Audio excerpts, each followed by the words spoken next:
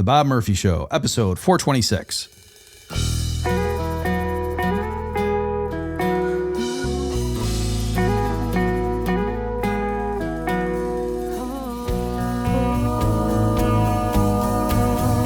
There's a tidal wave coming. What you gonna do? Get ready for another episode of The Bob Murphy Show, the podcast promoting free markets, free minds, and grateful souls. It's your source for commentary and interviews conducted by a Christian and economist. Now here's your host, Bob Murphy.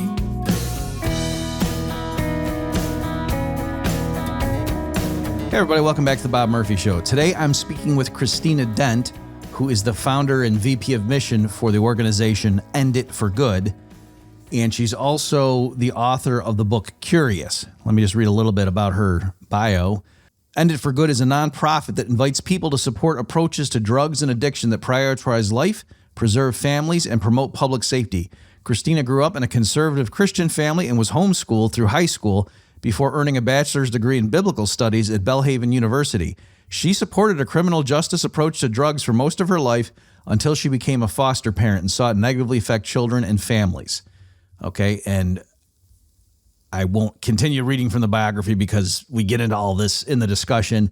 Let me just say, whether you are a Christian conservative who, I've heard the libertarian arguments for drug legalization and I don't care, or if you're a secular libertarian who says, I don't care if finally some Christian conservative finally sees the light. We've been talking about this for 20 years. I think if those are your two attitudes and you're thinking, what do I need to listen to? You're going to be pleasantly surprised. All right. I knew I wanted to interview her, but even as the conversation was going on, I was learning stuff from Christina. And anyway, I walked away a wiser person. So without further ado, here is my discussion with Christina Dent. Christina, welcome to the Bob Murphy Show. Thanks so much for having me, Bob. I'm really excited to be here. Well, you are an unusual poster woman for the case for drug legalization. And just a quick anecdote, just trying to break the ice, is that when I lived in Nashville, I gave a talk. I'm an economist, and I gave a talk on drug legalization to a meeting of the Normal organization.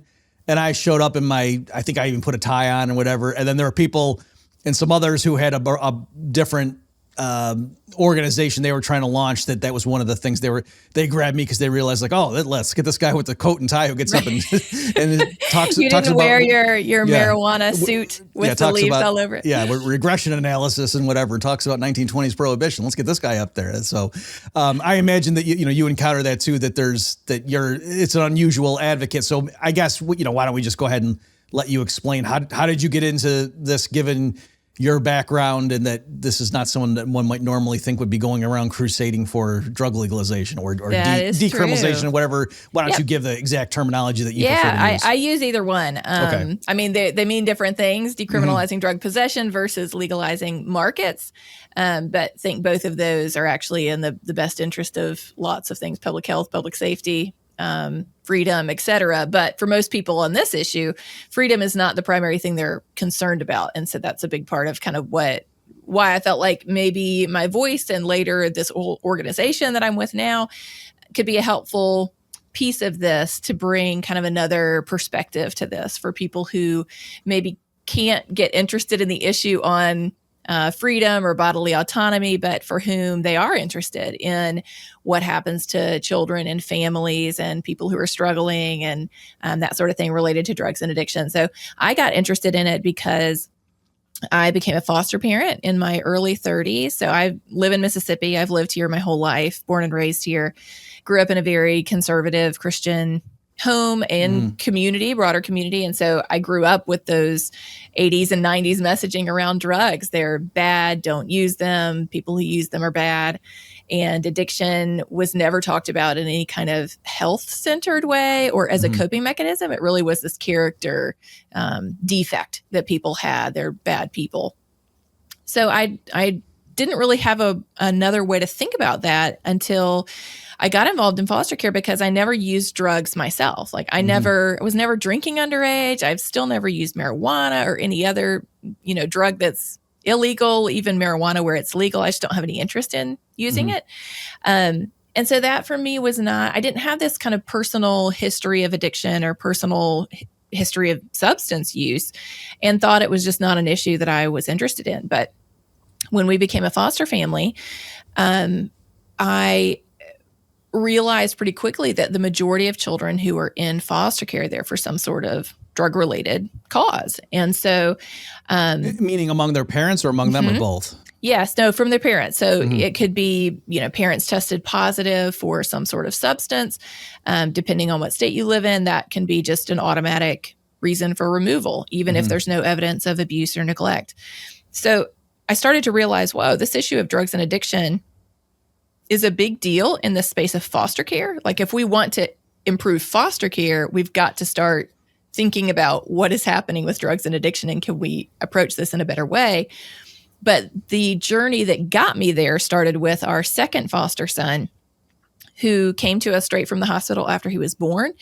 He had been exposed to drugs in utero. His mom had not been able to beat her addiction while she was pregnant. And so that's why he was put in foster care. And he came to our house straight from the hospital after he was born. And we became a foster family. Christina, forgive me. Can I just stop you right? Because this is an area that I really don't know much about, and I'm sure many of my listeners. So how does that work? Are you saying like the mom was going to, like, was she seeing her OBGYN kind of thing? I mean, whether you know about this particular, but just in general, do they realize like, oh, she, they can kind of tell something, and then they keep testing. And then is it just a given that, does that woman know when I go in and give birth, they're taking my baby away? Like, is that kind of just how it works? This is an interesting question, because there's a lot of gray area around who gets tested. How do we determine, is it kind of a profiling situation that we say, well, we're going to test this baby because we think this mom looks like someone who's using drugs, or we think she's high, or whatever the case may be. And I'm still unsure. I've talked to a lot of people about that, and there's still a lot of uncertainty over who gets tested. Is there always consent for testing, or is it kind of like, if you come in, this is just what we get to do? It's a little unclear, but there are ways, whether it is through testing of the baby's blood or whatever it is after they're born, or if they just ask the parent, have you used drugs while you were pregnant, or are you using right now? Did you use before you came in? That sort of thing can also trigger that reporting to child welfare, who then typically in Mississippi, it has been that is like an automatic removal. They just assume that there is abuse or neglect happening, and they remove the child. Because partly why we can drop it after this and let you get back to your narrative, but partly I'm asking just because as an economist thinking about unintended consequences, it's like, well, if they know that, then maybe they say, oh, I'm going to have the baby at home. Like, I don't want to go in there and let them even know. And I don't want to go see my OBGYN at the 6 month. So. Yep. And even we got to think about that during that prenatal time where they're pregnant. If they are worried that going to the doctor is going to end up with them either getting on police radar or, something like that, they're not going to go, which is the worst possible thing for them and the baby, is that they stay away from medical care. So on the unintended consequences, I think we really don't take that into consideration, obviously on a lot of things, but on this issue especially, we have so gone down this track of, well, if we just scare them enough, they won't use drugs. Well, it doesn't work for the average person, and it definitely doesn't work for a mom who is pregnant and is terrified that if I go get prenatal care, who knows what's going to happen. They're going to take my baby away. They might arrest me. That is not what we want moms to be thinking about. We want them to be thinking about, how can I get to the doctor quickly? Right. And as you're saying, and I realize I'm jumping ahead, and forgive me, but it's sort of like, if there were only 3 cases a year of this happening, then you might say, well, this scaring the heck out of them works, but that's not what's happening here. So it's not obvious it is not. That you're it's helping not. Babies this way on net. So. Okay. Right. Yes, exactly. And so, when this little baby Beckham comes to our house, I don't know anything about addiction. I only have the way I've kind of grown up thinking about addiction and drug use to go off of. And I couldn't understand how a mom who loved her child could possibly be using drugs while she was pregnant. And yet I went to go meet her at the local child welfare office and found a woman who in so many ways is just like me. And the more I got to know her, the more I realized she really is a mom like me. She loves her son just as much as I love my sons. And she wants to be there for him. She wants to raise him. She's also struggling with this addiction. You know, Bob, I can be like sitting in my kitchen after she had her first visitation with him, and then she left for inpatient drug treatment. So she was gone after that while he was with us.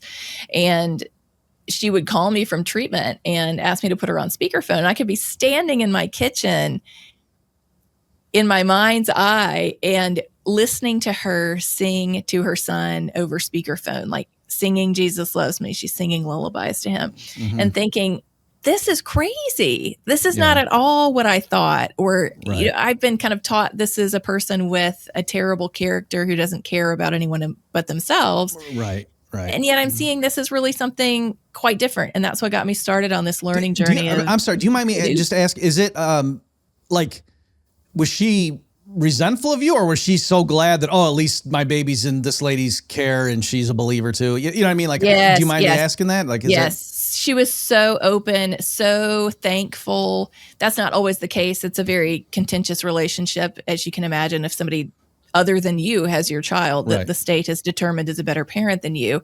That can be really tough. Sure. But she just leaned into it and just let me, you know, she was always saying, thank you so much for what you're doing. And how can I be part of his life? She was sending me little stuffed animals that she had slept with so that they would still smell like her. Just all these things that were like, wait a second, this is what like me and my friends kind of talk about or think about or would do. And that really started that learning journey for me. And it is so much, you know, when I tell this story, I always say, Joanne, the mom, she's the hero of the story. It is not me who had this kind of life-changing realization that I've misunderstood something and went on to do this work. It is her, because she's the one who made herself vulnerable enough for me to really see who she is and to have that sort of awakening moment of, wait a second, I have misunderstood and we're doing something wrong. And we're, Is it just at the risk of, you know, beating a dead horse here, that the issue is like you were taught, and I know I was exposed to this meant it too, that like, oh, what kind of a woman would do drugs when she's pregnant? I mean, that's the most narcissistic. Oh, she's out partying with her friends or whatever. And, you know, in general, we want to defer to the parents, but not in a case like that. This horrible woman, take the kid away. You know, she can't even go 9 months without staying clean. What the, you know, and then, and you're saying, looking at her, you realized, yeah, probably she made some poor life decisions, but that's not the way to be analyzing the situation. Right. And there's the character flaw didn't hold up to what I was seeing. Not that she hadn't made bad decisions, and she would be the first to say that she was not in a place to parent when she was in active addiction. So she would not tell anyone the state shouldn't have taken my son. She would say that was an appropriate thing for where I was. Now, thankfully, she was able to regain custody of him really quickly. And yet, you know, a lot of parents don't have that. But yes, that was kind of where I was coming from. And it was this shift of seeing there's something else going on here that helped me to begin to reframe that as she's got a really serious health challenge happening that is coinciding with the fact that she is a mom like me who wants to be there for her son. And that means we've really misunderstood something that's going on with addiction. And that probably means that our solutions are not the right solutions, because we've been punishing people thinking that they were using drugs because they were bad and they needed some, you know, an adult version of a spanking in their life. And what I saw with her is that's not what's happening. This is something else that she's struggling with, that she wants to be free from. And yet it is a really significant struggle for her to stop using. And so what's really going on there? And that kind of started that process of realizing we've misunderstood not just addiction, but how to reduce harm from drug markets, from contamination, all the things that come with prohibition and criminalization. So can I ask you, you know, at that point, you know, as this particular experience you're going through as the foster mom here is opening your eyes to, oh, wait a minute, the way I'm looking at the world, something is off. Like, did you already have in your back pocket, like, did you know the standard arguments for decriminalization and so on, and you just never No. or did you go out No. looking for that stuff once you realized my worldview is missing something? Yeah, no, I did not. I had people that had tried to educate me on this. And I really, the first time I heard somebody say, what do you think, Christine? You think we should just legalize drugs? Like, I can't even put into my words how crazy I thought that was. Like, Right. It just filled me with this anger, this sense of what on earth this is. I'm a Christian. This was also coming from another Christian. And so I was like, what? This is crazy. This is like opposed to our faith. This is not conservative. This is just nuts. So I was not interested at all in learning about the points of drug policy or, free markets and economics and all of that. I got interested in this because I was really interested in people and in vulnerable children, and quickly realized this issue of addiction is involving people who are suffering. They're not bad people, they're hurting people. They're suffering people who are trying to medicate that with substances in very unhealthy ways. And yet, if we want to actually help them stop using and stop the harm that's coming with that, we've got to address the root cause of why it is that they want to change the way that they feel, and that it is such a significant pull to them to change the way that they feel that they're willing to do things that are outside of their value system because that deep desire to numb is so great. So whether or not people have a lot of compassion for someone struggling with addiction, it's in everyone's best interest that we address it in the way that is most likely to solve the problem. Incidentally, I noticed at the beginning of your book, you had a note about the term addiction, and that, did I understand it that you're saying it like among some experts in this area, they're trying to move away from that word? Yeah, terminology is always changing in all things in the world. And so for a lot of people, they say, well, addiction, substance use disorder is really the appropriate, medical term for it. And that's fine. I just think the general public in America still uses and understands the term addiction. And so I still use that as well, because I don't want to confuse anyone. I want us to all realize what we're talking about. We're talking about addiction. Okay. We don't need to get derailed on this. The only reason I'm asking is because I had never heard that before, that particular, sort of caveat that is the issue that makes it sound like they have no control over it, or? I'm not sure exactly what it is. It may be that it is, it's less, part of it is it's less specific. So an addiction could be to lots of different things. You can be addicted to lots of things other than substances. So substance use disorder is more specific as to what it is.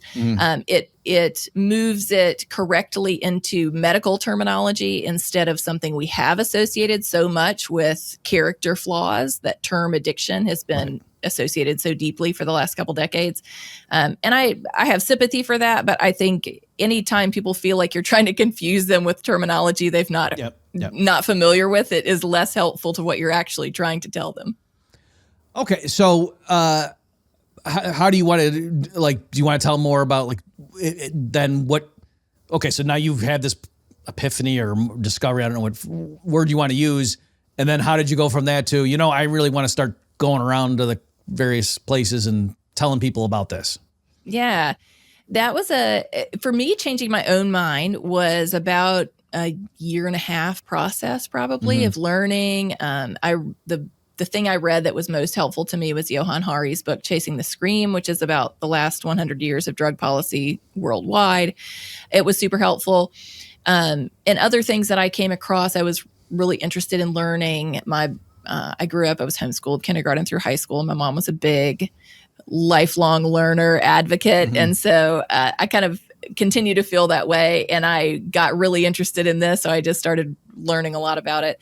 And part of it was just wanting to figure out, as I started to learn and got convinced that underground markets are really harmful, they're contaminated, they fund criminal organizations. There's so much negative that comes from pushing a popular drugs market underground. I started learning about that, but I really wanted to kind of hone in on, can I support a legal market for drugs as a Christian? Does that even, can I do that? Or is that just doesn't work? And can I do that as someone who is conservative? Now, I'm certainly libertarian leaning on this issue, but I didn't come at this from an ideological perspective. Right. I came at it as a registered Republican who has just kind of followed the kind of typical Southern conservative path for most of my life. And so that learning journey was really hard. And I think for people who are already supportive of legal markets for drugs or not arresting people for drug possession, it can be difficult to remember, if they didn't go through that process, how hard that is for people to rethink something they have believed their whole life, and to give people the time to work through that. And it wasn't something that I could just come to grips with overnight. It was something I really had to think about and filter through the rest of my value system. And I came out on the other side completely changing my mind. And now this is what I do as my work, is advocating for this change. Well, just on that point, Christine, like deeply in it. I'm embarrassed to say this, but so at this point, like I've written stuff on, I would be a radical libertarian for sure, like in terms of putting labels on me. When I was in like 7th or 8th grade, I can remember talking to my aunt, and she was very, like concerned for the downtrodden and that kind of thing. Was, that's kind of how she rolled. And she was, somehow the drug war came up, and she was talking about having compassion for people. And I was such a self-righteous, that I said, who I got compassion for is those babies, those crack babies. Like I flipped it. I was trying to use the babies as the reason why we had to, really clamp down on this terrible thing. And you know what I mean? So anyway. Yeah. Yes. Anyone who's ever been passionate about something has that experience of like, wait a second, why doesn't this person agree with me? What's this crazy thing that they think? So I have a lot of compassion for that now, and spend a lot of my time trying to help people move from where they are right now to kind of open that door of curiosity to say, we don't all have to end up at exactly the same place. But if we agree that there could be better outcomes related to anything related to drugs and addiction, can we open the door to some dialogue and considering some solutions we maybe haven't tried yet or haven't tried in our lifetime? Is that why your book is called Curious? Like, is that where you're going with that? Yep. It is my learning journey. It starts when I'm 9 years old. So it tells a little bit of the thought process of how I came to believe the things I did about drugs and addiction, and before I changed my mind. Then our fostering journey and the learning journey I had after that of how I came to believe in this different approach of legal markets, not arresting people for drug possession, and that fits squarely within my belief system as a Christian and the values I have as a conservative. It was not that I changed who I am. It was that I came to realize that there was a different solution that I think is actually more in line with my values than the one that I had been supporting before. So I wanted to offer people an opportunity to have kind of a learning journey of their own without the sense that if they came to a different conclusion than I did, that they were going to be shamed and blamed and told they were wrong and a terrible person. That's not in the book at all. It's an invitation to learn, to make your own decision. But whatever decision you make should be informed by what we know about the world and what we know about drugs and what we know about addiction, what we know about markets and economics. And it's told in a story with really short chapters, because I am a reader who loves a short chapter. So I wrote a book with very short chapters. You wrote the book you wanted to see in the world? That's right. Absolutely. I was like, this is, I love to feel productive. So when I get to the end of a chapter, I feel really good about myself. And it's a short read. It'll take you about, 4 hours. If you're listening to it as an audiobook or whatever, it's not a significant time investment, but I think it'll give you a different way of thinking about and communicating about this issue. If it's somebody who's passionate that wants to figure out, how can I get my aunt on board with legal markets? This is for you.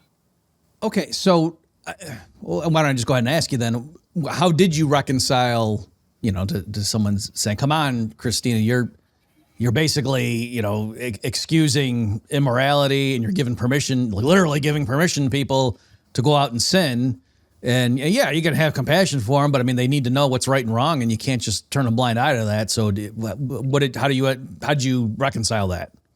Yeah, I think that question is actually still probably the one that I get the most with conservative people, is the idea of that that law is a teacher. Law can help us shape culture in a way that is helpful. It can help people kind of as a signaling device of what we do and don't want them to do.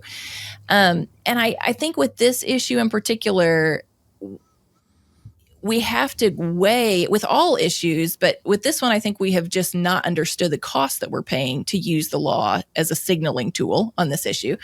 But really, for people to realize that, okay, you are signaling something by saying that drugs are illegal, but you have to take into consideration all of the outcomes of that. And are those outcomes in line with what you want? So when you say, well, I want people to know that drug use is wrong, certainly some drug use is not wrong because we take Tylenol and that's a drug and people generally don't think that's wrong. But let's say even for someone who says, no, I want to draw a line. I just want to say drug use is wrong. Okay, but there's other ways to teach people about behaviors that we want them to engage in other than the law. If you think about tobacco, it's super harmful to your health, smoking cigarettes anyway, very harmful to your health. When we learned that, we didn't address that by arresting everyone who was smoking and outlawing cigarettes. We did it through regulations, through education, through making it uncool to smoke for most people, harder to find places to smoke, better insurance rates if you didn't smoke. We used a lot of incentives that were not criminal justice incentives to impact people's choices around smoking. There are better ways to modify and encourage behavior than just arresting people or forcing a market underground. So we know that's true for some kinds of substance use. And even when we think about let's push it all the way to sin or something that would be wrong for whatever belief system people are coming from. Even if you look at, in the Bible, you've got the 10 Commandments. Most people are familiar with those. Well, even the 10 Commandments, there's only 2 of those that are criminal law in the United States, murder and theft. We are not arresting people for committing adultery. We're not arresting people for coveting or for taking the Lord's name in vain, because we do have this recognition that the law is not an appropriate teacher for everything. It is. We reflexively know that it would be wrong. We have this sense of that is way too far to trying to be arresting everyone who's doing something that maybe our faith says is wrong. And I think for me, and I think this is the majority of people in my the culture and value system I grew up in, I had never thought about that before. It had never occurred to me that, wait a second, we don't actually lobby for all sin to be wrong. So we got to think twice when we hear somebody saying, this is wrong, it should be illegal, because we don't actually believe that. And it can be really harmful. And I think that's the other side of that. We have not educated people about the outcomes, unintended or not, of these policies. And that was, for me, what just broke my heart, is seeing all of these unintended negative consequences from pushing drug markets underground. You're forcing all of this crime and violence into communities that don't have to be riddled with crime and violence, but it is being encouraged with this underground drug market, financially incentivized. We're putting people who are suffering and need help coping with difficulties in their life, who are struggling with addiction. Instead, we're sending them to jail where they are getting even more difficulties and trauma, and now they're going to have a hard time getting a job, and they're disconnected from their family, and they got evicted from their home, and all of these additional challenges for them because we responded to their health crisis in a criminal justice way. And that really broke my heart. And so I think for a lot of people that are interested in this issue, they come at it either ideologically, maybe from a libertarian perspective, or from maybe a purely economic perspective. And and I want people, those are valid, but I want people to always be feeling the real human cost of drug prohibition. On the market side, on the consumer side, we are paying dearly in lives lost, in communities destroyed, in families destabilized. And that is not at all what is conservative or what is consistent with a Christian ethic. Yeah, a lot there. Just on that last point, I mean, another talking point among family-friendly Christian conservative types is like, oh wow, what happened to the black family? And it's like, well, if you lock up a lot of the fathers, like then they're not around for the kid. You know what I mean? Like they can't be there if they're literally in jail. And then they say, well, they shouldn't have been in a gang or drug. And it's like, well, okay, but anyway, that doesn't do much for the kid who doesn't know who his dad. His dad's in jail. So anyway, yeah, absolutely. And it's I think conservatives love to talk about, more progressive people having these kind of pie in the sky policy solutions, and they don't actually think about the real world consequences of that. On this issue, that is exactly what conservatives do. We stop very short and we say, they shouldn't have been doing it. They shouldn't have been doing it. They shouldn't have been doing it. And we don't take that a step further and say, wait a second, what are the real world consequences? What's the outflow? What are the things happening downstream? Because you can't just say my intent was good. Well, intent doesn't matter if the outcome is a disaster. And that, I think, is a big part of the challenge with drug prohibition, is that the intent is to help. And the vast majority of people who support it, I think, believe that it is helping and that the world would be worse without it. But I don't think most of us understand the true human costs that we're paying for it and what is actually causing a lot of the problems that we see. And when you follow that back up the river, you come to drug prohibition, not the drugs themselves. I love your 10 Commandments example. I think I'm going to use that going forward, because the way I've tried to get that across to people is, again, just stressing that something being illegal and something being immoral are distinct things. And it's not just that, the really immoral things. Like the example I used to use was to say, you see your 8-year-old and he steals a pack of gum from the store. And it wasn't a mistake. Like he knew he was stealing it. Like you'd be upset and whatever, but okay. But then if he tells his grandma for no reason, I hate you, you're an awful person, like you would probably be more horrified at that.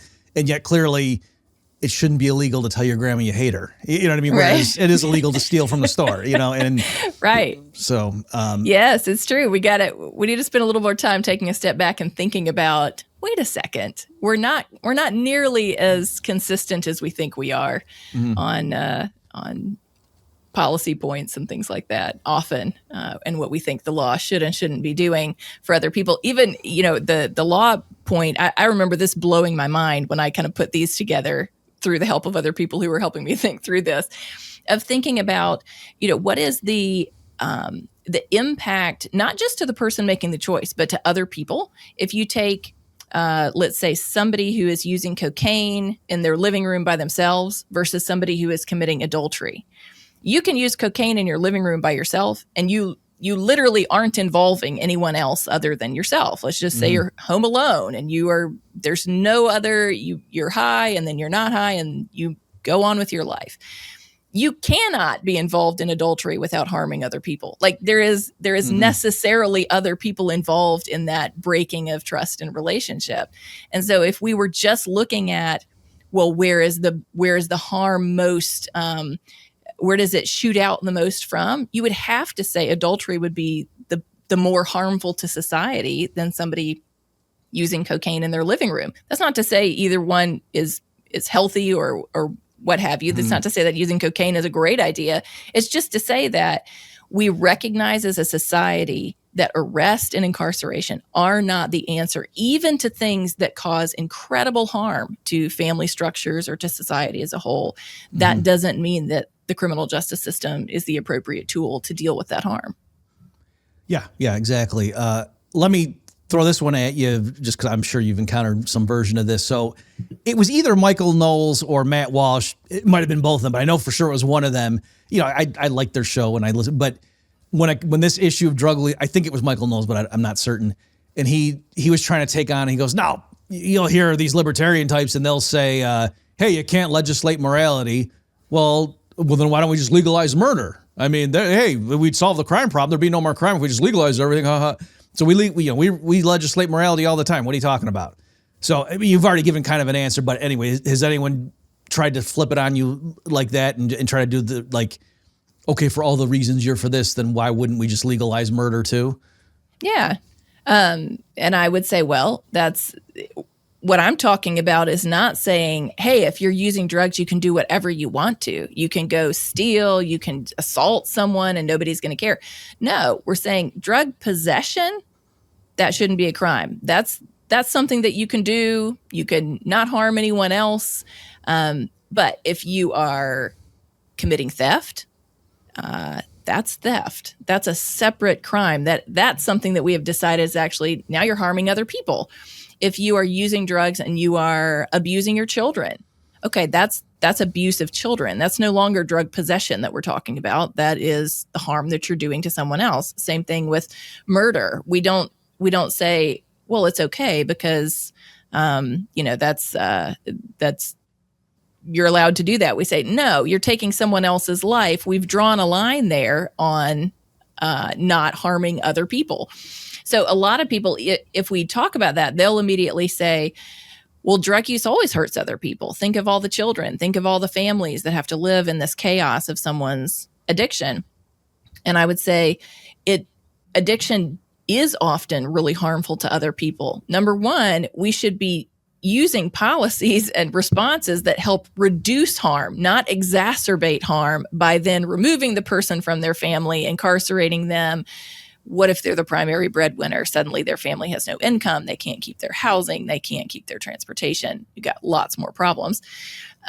So we can make the situation even worse, or we can look at what are the ways that we can reduce harm in this situation. How can we reduce harm to a child? The best way is for their parent to have the best opportunity to not become addicted in the first place and to be able to find recovery using whatever means is available to them if they do become addicted. That doesn't mean that you have to support taxpayer-funded addiction treatment. And I think people just make assumptions immediately that, well, if you think people should have access to treatment, that we have socialized healthcare and everyone gets whatever they want. No, there's all kinds of middle ground where you say, at the very least, we should not have the government prohibiting people from getting treatment that could work for them, like ibogaine, which is a psychedelic that's being used in addiction treatment. It's easier to get heroin on the street than it is to get methadone, which is one of the best treatments for heroin addiction. That's legal, but it's so tightly regulated, it's very difficult to actually access. So we can draw that line. And I still struggle with kind of, okay, well, what about taking that principle out to other things on the kind of harm to others versus not harm to others. That's something I'm comfortable saying I still feel this uncertainty about. To me, it was easier to make that move on drug policy because I don't believe that just using a drug in and of itself is harmful or wrong. I mean, we all use drugs for different things. Coffee is a drug. Alcohol is a drug. The prescription that your doctor gives you is a drug. Clearly, I would say we don't think all drug use is wrong. And yet, if you talk about other things like prostitution and things like that, which people have brought up before, I haven't dove into it enough to think about, how do those principles play out over that. And yet I recognize that there are some similarities to that. I had somebody that came to one of our events and said, I think it would be much less harmful to women if prostitution was legalized because of all of the power dynamics that are part of underground markets for prostitution. Again, I haven't dove into that topic. This one was a big enough one for me to come to terms with and say, yes, I definitely can see where I don't think substance use itself is an issue of kind of morality. It is an issue of substances we put in our bodies, which is neutral.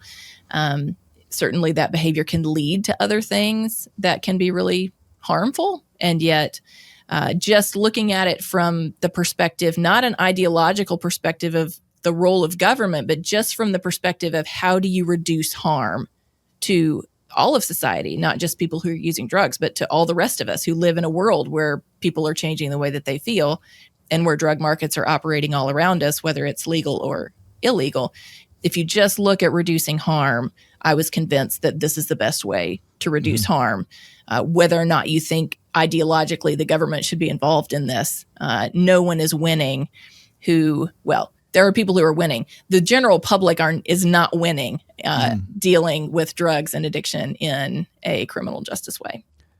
Yeah, and like I said at the beginning, it would be one thing if there were, 3 heroin addicts per year in the United States or something, and then you could say, well, there's this principled thing, but hey, it looks like it's working. And no, under any metric, the drug war right now is not working. Yeah, we've had illegal drug use in the United States has doubled in the last 20 years. So we've been at this war for, 100 years with heroin and cocaine and 50 years with marijuana. We're finally rolling that back.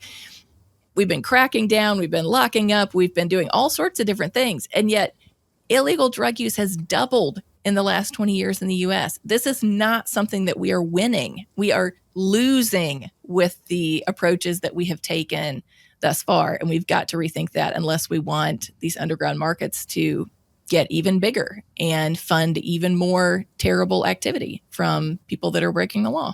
Mm-hmm. Just pragmatically on the issue of like calling it a victimless crime, and somebody like a Michael Knowles or whoever saying, "Oh, what are you talking about? There's plenty of victims. There's the the kid, the babies, and there's the broken family."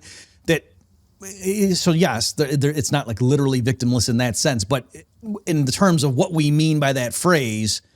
That, if gambling is, if the government makes gambling illegal and there's underground markets where people go and they bet on the horses or whatever, or when alcohol was illegal and there's the speakeasies and things like that, or like you're saying, prostitution and whatnot, calling those victimless crimes, the point being there's no direct immediate victim from the operation, unlike a mugging or a bank robbery or a homicide, where clearly there's at least one person who's directly harmed by it. And part of the issue in terms of why is it more problematic to try to outlaw the quote victimless crimes is because there's no one to call the cops. There's no one who wants it to. So, I mean, in order to crack down on it, it invites a lot more of, you have to have more of a surveillance state, and then it leads to corruption. Like in other words, if it's a business, then there's a lot of money there where they can be paying off the cops or whatever. And so then they get on the payroll and paying judges off. So anyway, I'm just saying There's a reason that these so-called victimless crimes, if the government's going to go to war on those things, it leads to some of these patterns that libertarian types like to complain about. Whereas to say, no, we're really going to war against the people, the murderers, that's different. That there always is at least one group of people, like the family of the victim, who are really upset and want to prosecute. Whereas if you sell heroin to somebody, nobody in the general community cares one way or the other. Like no one's, so anyway. Yeah, I remember when I first heard, I can't remember who told me this, but they were casually making the point, and it felt like this explosion of thing I had never thought about in my mind before, had told me, every time when somebody is released from prison, the victim is notified, who was the victim of whatever crime it was that they were serving time for, except in drug crimes where there is no victim to notify. And so there is no notification. It's a potential victim of, something in the future, but that isn't what the justice system is built for. And yet it ends up sucking all kinds of resources in a direction, because at this point, you have about 1 in 10 Americans that say they've used an illegal drug recently. That's like the U.S. drug control number. So that's the people that are pro drug war, sort of like they're enforcing it. That's their number. 1 in 10 Americans say they've used an illegal drug recently. So that gives us a 1 in 10 shot of anybody that is out on the street could potentially be someone who is in possession of an illegal drug. Well, when we have lots of funding tied to drug policing, it's a whole lot easier to find a random person who is in possession of a drug than it is to find, because you got a 1 in 10 chance of finding that, even if you just start from nothing, versus the one person who committed a particular crime that you are looking for. That's really hard. That's 1 in millions of people that you're looking for. And so it ends up skewing the way that policing resources are used, because if we send police out and we say, go and make the community safer, there is an incentive to go and this is just human nature. This isn't unique to police officers. It's human nature to say, where am I going to get the biggest bang for the time I'm going to put into this? Well, it's going to be in policing drug crimes. So we have lots of people that are arrested still for drug possession or some low-level drug crime like that. And our violent crime clearance rate continues to hover around 50%. I don't think the vast majority of Americans know that 50% of violent crimes never have an arrest made in them. You've got people who have lost a loved one to murder, who have been raped, who have been assaulted. There's never been an arrest in that crime. And yet our resources are going to kind of track down people who haven't committed a crime against anyone else at this point, but to sort of proactively, we've decided to use the system to proactively go find them if they're using substances. And I just don't think, even again, if you just look at it pragmatically, do you want people arrested who have committed a violent crime against someone, or do you want those resources used going to arrest someone who is in possession of a drug but hasn't committed any other crime? Just on a resource allocation standpoint, we're safer if we go arrest the people who have committed harm against other people before we ever use any resources on trying to encourage people to make a decision we don't think is going to be healthy for them. Yeah, I don't have the figures handy, so I won't throw out a number and be wildly off. But I remember years ago, came across the statistics on, like, so if a woman is raped, she can go in and report it, and they have like the rape kit, and they, do things to get physical evidence. And just in some jurisdictions, the time of like those kits and how long it goes with no one even looking at them. Yep. They go ahead and grab the evidence, and then it just sits on a shelf somewhere because, well, we don't have time to look at that right now. There's lots of cases like that. Sorry, and it's just, and the crime lab, they're testing drugs as well as rape kits. And so the police are gathering a little baggie of something that may or may not even turn out to be a drug. And meanwhile, we can't process rape kits from people who have experienced incredibly traumatic and unjust experiences. It is on a resource allocation standpoint, you don't even have to be okay with legal markets, but I think most people would say that is not a good use of our resources. That is not justice. Mm-hmm. It's not what Americans are promised by a system that says if something happens to you, we will quickly and swiftly respond to that and take care of it. That's not happening for a lot of people. Yeah, I suppose that's an easier sell, what you just said there. I'd like to say, okay, even if you're not on board with outright decriminalization or let alone legalization, but just to say, given that the police can only focus on a certain number of things per week, why don't we, if there's all these outstanding unsolved violent crimes, maybe we focus on those and not that, we're getting a report that, hey, next door it smells like weed or something. Okay. Right. Yes, I think I'm a big proponent of everyone can get off the bus wherever they want to get off the bus. I'm going to try to educate them on why legal markets and decriminalized drug possession is the best way to improve public safety, public health, all sorts of things, and decrease harm across society and the world. But if they don't get to that point and all they say is, you know what, I definitely can get on board with my local police department not arresting people for drug possession until they've solved all the other violent crimes that are outstanding. Okay, great. You can get off at that bus stop and not stay on the bus all the way to where I think the bus should end.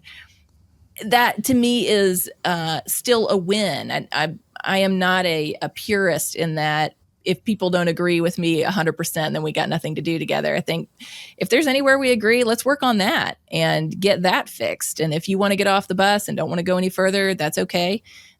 But we've got far too much harm happening to far too many people to just stay on these extremes of it's got to be all or nothing. To me, every life is precious and valuable, and the changes that we can make, however incremental, are really important to make because they are impacting the lives of people. This use of the law as we're going to teach you what to do is having real world implications, and children are losing their parents permanently because their parents are being incarcerated. Children are ending up in foster care, and you can't stay in foster care for 20 years while your parent is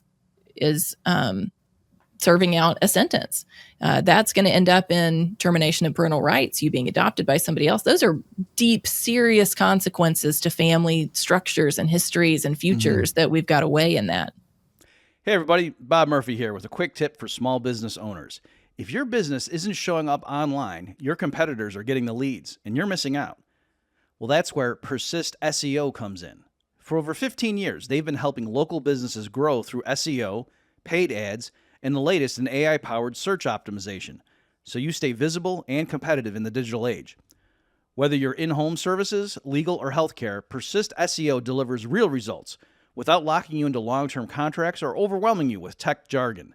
Visit ineedseo.help or call 770-580-3736 to schedule your free consultation.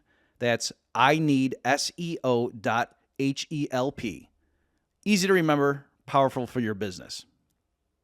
Let me throw another objection that I got recently. So I did an episode where I went, it was when the Trump administration and or at least certain people in it were talking about declaring the Mexican drug cartels as what terrorist organizations. I forget the terminology, but it made it possible that the U.S. military could be deployed against them. Right. And so I just went through and made the case saying, look, put aside ideology, but if you really wanted to pull the rug out from these Mexican cartels, if we just had outright drug legalization, the market price of these things would crash and they wouldn't be able to be buying off politicians and, military leaders in Mexico and having militias of guys that have semi-automatic weapons, because just like the tobacco companies and beer companies, they don't have that kind of extra money to be throwing around because it'd be a competitive market.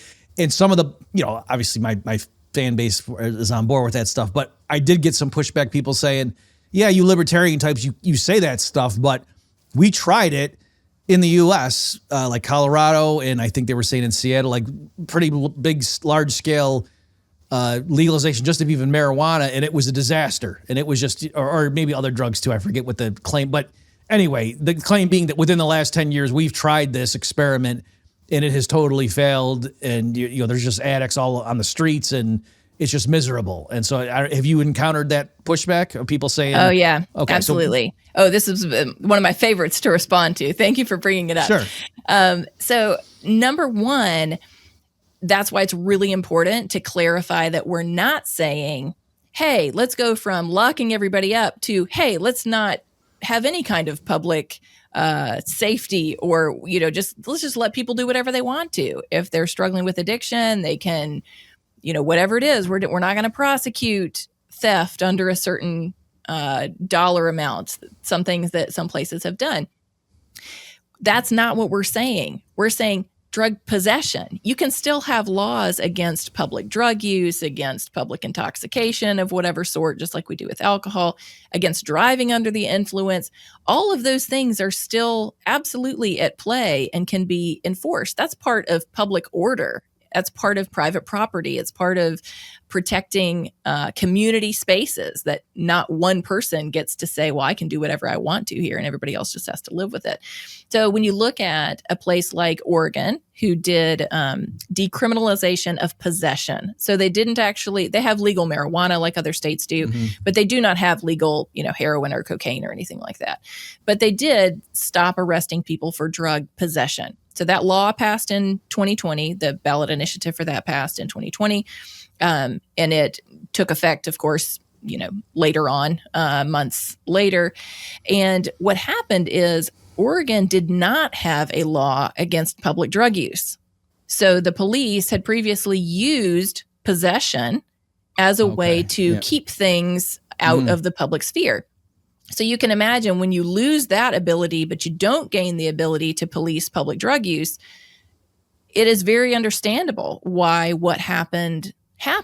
Not that it was a good thing. I think everybody agrees that was not a good thing, but there was a lot of public drug use and the community is not going to stand for that. So yes, they did do something that we think was a positive thing, in that drug possession should not have been an arrestable offense, but without any other way to police this public experience of people's drug use, the public said, we don't want this. We're going to go back to arresting for possession again, which to me is a really unfortunate response. It could have been solved in a different way with addressing the actual problem, which was public drug use, rather than this big net of possession again. Okay, I'm glad I asked you, because I kind of punted and I just said to the person, like, you know what, I really haven't looked into this, so I'm, I still think I'm right, but I can't give you a good answer. So, okay, I'm glad that we do have a good answer. I'll give you another good one. Well, let me just to make sure I'm getting that. So, like, this is maybe a contrived analogy, but it would be sort of like if there was an area where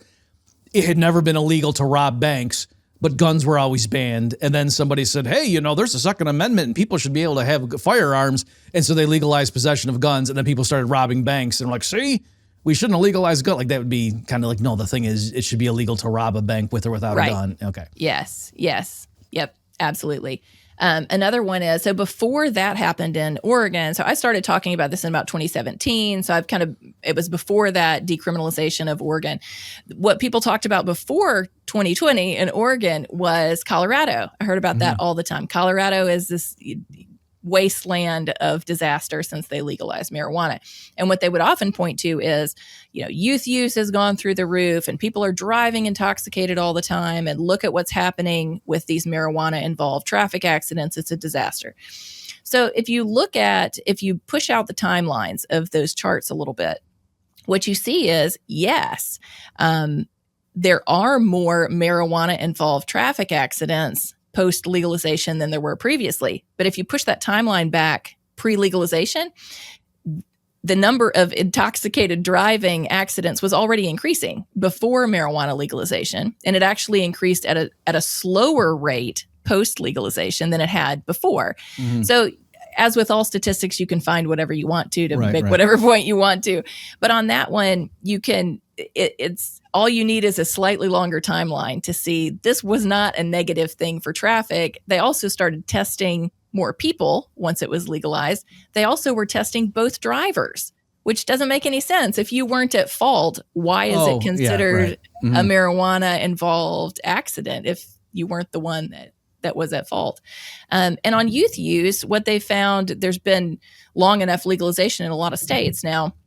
They found that youth use either stays the same or declines with marijuana legalization. So we've got enough data from that to know that's even true. For a long time, I'm not sure if it was still there, but for a long time, Colorado's health department on their website had youth use of marijuana in Colorado has not increased since marijuana was legalized. Like, it was right there on their health department website. Mm-hmm. So some of it is just what people see in the news and they take it and run with it. And some of it is that,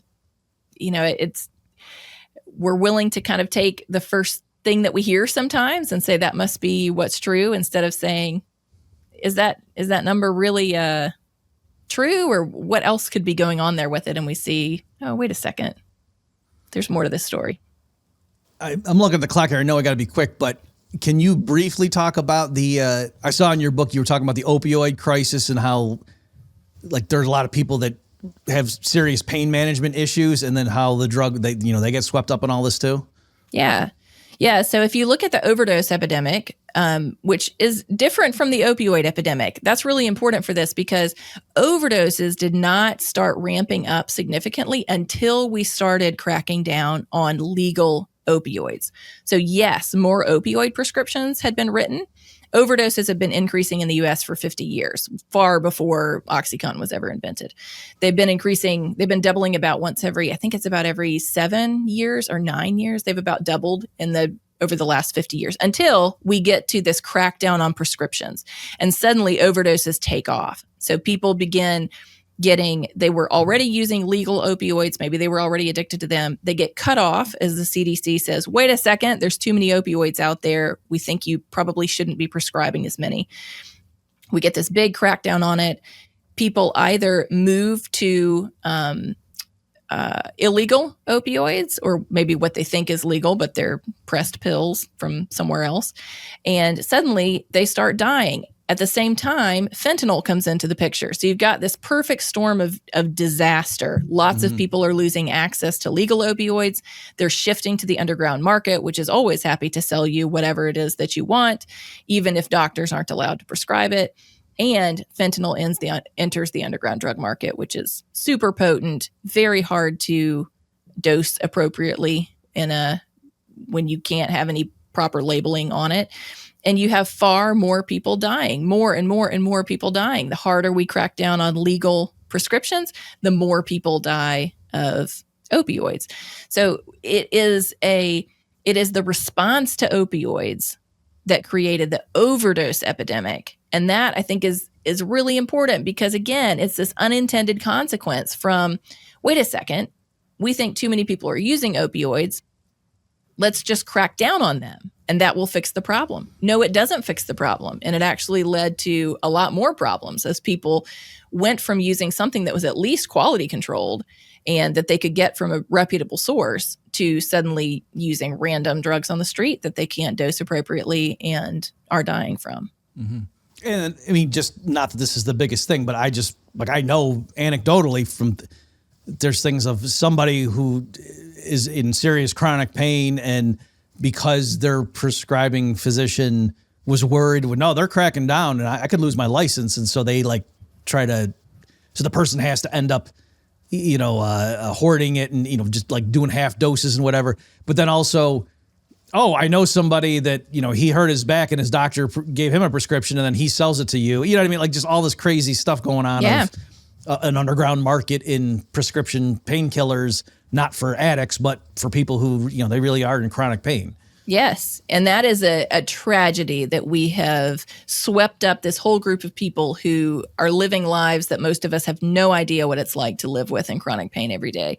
And suddenly we've said, we know what's best for you is not to take opioids, even if they have been giving you a good quality of life for 40 years, like they have for some people. And suddenly, like you're right, doctors said, I'm not going to risk my license over this. I have a friend who his doctor told him, look, if I have to choose between helping you and keeping my medical license, I'm keeping my medical license, which is understandable. It's his career, it's his livelihood. And yet we've got patients, which is crazy that we're not allowing people to have more choices over how they manage something like chronic pain. And we're saying, no, we know what's best for you.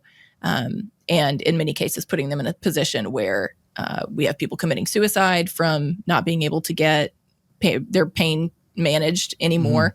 And lots of people that are moving to underground market drugs, which are far more harmful. The question isn't, are people going to use drugs? It's which kinds of drugs do we want them using? Do we want them accessing those drugs on the underground market? Or do we want to have some regulatory control, some quality control, some way to tax those businesses, way to make sure that they're following the rules?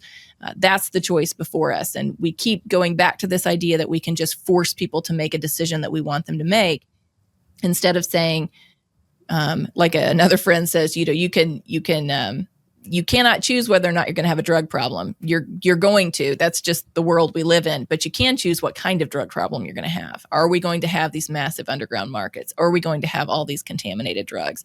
Are we going to have all these people in prison because they made a choice to use a substance? Or are we going to shift that to legal markets and addressing it as a health issue and reducing all of that harm from just trying to use this law as a teaching tool?